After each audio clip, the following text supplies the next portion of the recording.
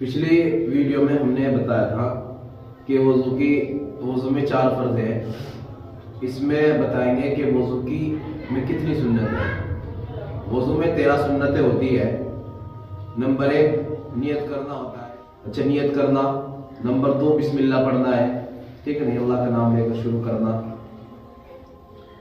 اور نمبر 3 پہلے دونوں ہاتھ گھٹوں تک دھونا ہے.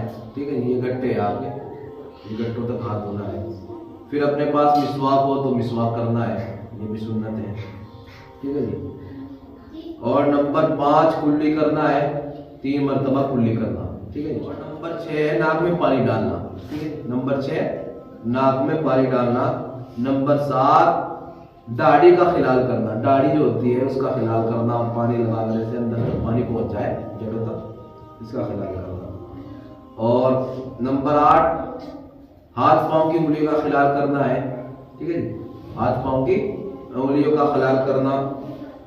نمبر 9 ہر عضو کو 3 مرتبہ دھونا. ٹھیک ہے نہیں, چہرے کو 3 بار دھونا, ہاتھوں کو 3 مرتبہ دھونا, ہر عضو کو 3 مرتبہ دھونا.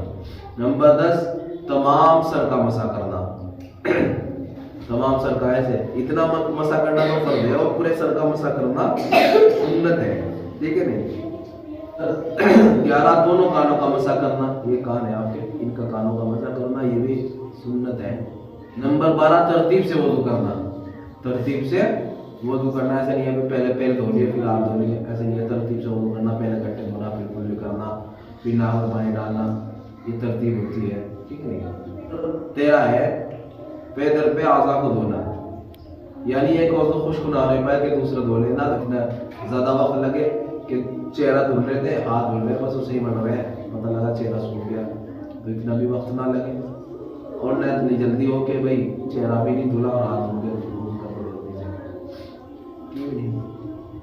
یہ وضو کی 13 سنتیں ہیں.